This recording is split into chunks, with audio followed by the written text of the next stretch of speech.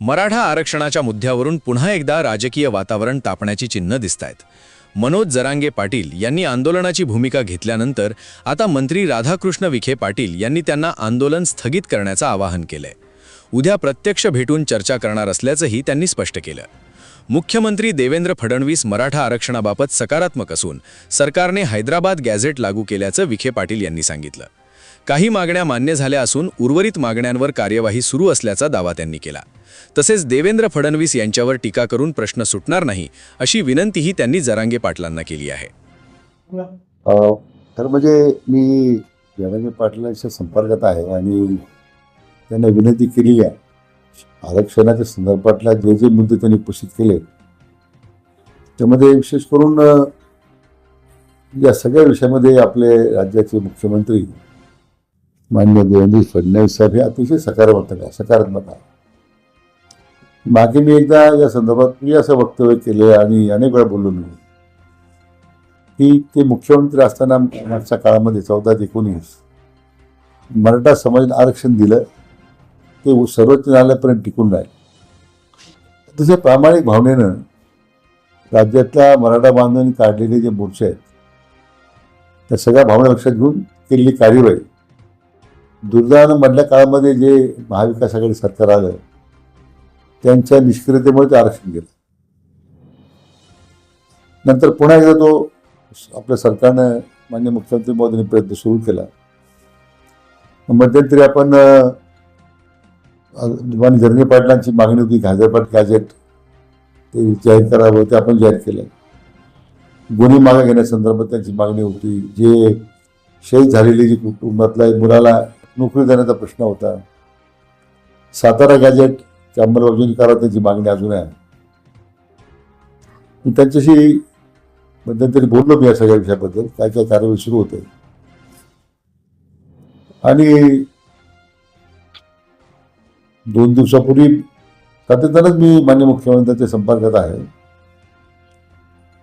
माझे सहकारी प्रसाद लाड माझ्या समवेत आहेत। मी आता उद्या त्यांना जाऊन भेटणार आहे जरांगे पाटलांना आणि आम्ही आता मागच्या 2-3 दिवसात काय कार्यवाही केली त्याची कल्पना त्यांना देणार आहे। पण दुसरीकडे त्यांचं म्हणणं असंही आहे की 94 साली जे ओबीसींना आरक्षण दिलं गेलं पोट जाती म्हणून, तसंच मराठ्यांनाही पूर्वी म्हणून का ओबीसी मधून आरक्षण दिलं जात नाही आणि ते दिलं जावं यासाठी हा शेवटचा लढा नाही। मी म्हटल्याप्रमाणे काय की बऱ्याच अनेक कायदेशीर नंतर लढाई झाल्या, तर आरक्षणाची टक्केवारी ठरली, किती टक्के आपलं आरक्षण द्यावं त्याच्यावर सर्वोच्च न्यायालयाने आता शिक्कामोर्तब केलेला आहे। आता या कायद्याच्या चौकटीत जाऊनच निर्णय करावा लागेल। तुम्ही म्हटल्याप्रमाणे आरक्षण देण्यासंदर्भात जी भूमिका माननीय देवेंद्र फडणवीस साहेबांनी घेतली ती 14 ते 19 मध्ये घेतली, आता तेच घेतात।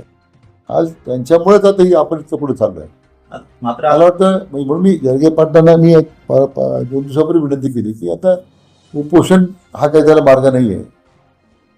बहुतांशी त्यांच्या मागण्या मी सकारात्मकरित्या काही मान्य केल्या आहेत, काही कार्यवाही सुरू आहेत आणि शेवटी समाजाकरता अतिशय प्रभावीपणे ते त्या पद्धतीने त्यांनी संघर्ष केला। तो सर्व समाजामध्ये त्यांच्याविषयी एक आदराची भावना सुद्धा आहे। उपसमिती अध्यक्ष म्हणून आम्ही जी कार्यवाही केली वेळोवेळी त्याची त्यांना कल्पना दिलेली आहे। तरी मी आणखीन ज्या विषया संदर्भात त्यांनी जे मुद्दे उपस्थित केले आहेत त्यांना उद्या भेटून मी चर्चा करणार आहे। मात्र आपण जर आजची पत्रकार परिषद बघितली तर कुठेतरी फडणवीसांना ते टार्गेट करताना दिसत आहेत की आतापर्यंतचं सगळ्यात क्रूर सरकार हे आहे आणि कुठेतरी राष्ट्रवादीचे किंवा शिवसेनेचे जर मंत्री त्यांना भेटायला गेले तर त्यांना टार्गेट फडणवीस करतात अशा पद्धतीचं देखील त्यांचं म्हणणं आहे। नाही, असं आहे की मला वाटतं माननीय जरांगे पाटलांचा जो त्यांनी काही आरोप केला तो गैरसमजुतीने आहे।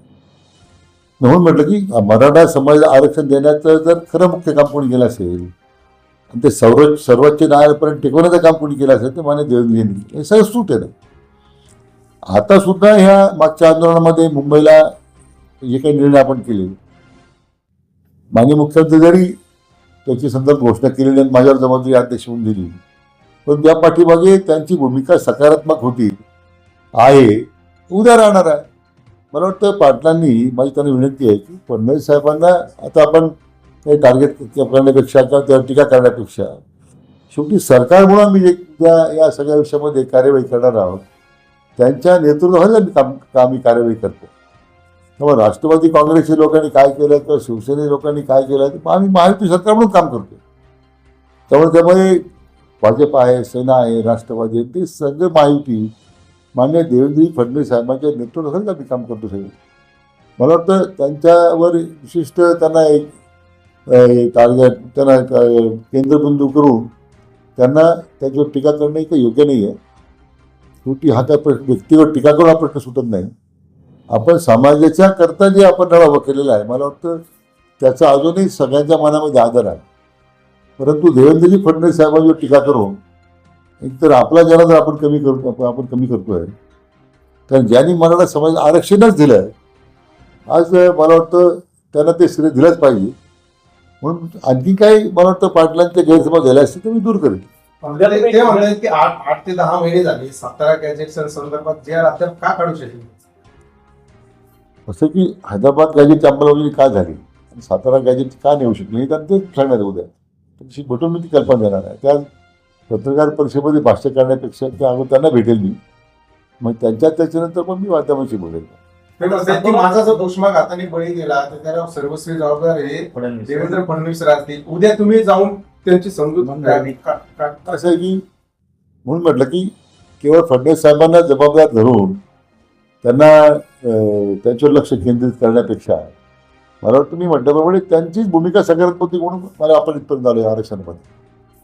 त्यामुळे पाटलांनी हा विचार करण्याचं कारण नाही की त्यांच्या उष्माघातानं काही त्यांनी जे वक्तव्य केलं आम्ही ते होऊ देणार नाही. त्यांची गरज समाजाला, सगळ्या लढ्यामध्ये त्यांनी जे नेतृत्व केलं त्यांच्याबद्दल आम्हाला आदर आहे. म्हणून मी त्यांच्याशी बोलताना या सगळ्या त्यांच्या गैरसमजुती त्यांनी केलं काही वक्तव्य असेल त्याच्यावर निश्चितपणे मी समाधान करेन. या संपूर्ण गोष्टी त्यांना सांगून तुम्ही त्यांना उद्या आंदोलन थांबवण्याची विनंती करणार. हो, मी अगोदरच केली, आपल्या माध्यमातून आजही केली की एक एक पाऊल आपण पुढे टाकतोय. त्यांनी आंदोलनाची भूमिका जी घेतली आहे ती त्यांनी ती सोडून द्यावी, आंदोलन स्थगित करावं अशी त्यांना विनंती आपल्या माध्यमातून करतोय. उद्या समक्ष भेटून करणार.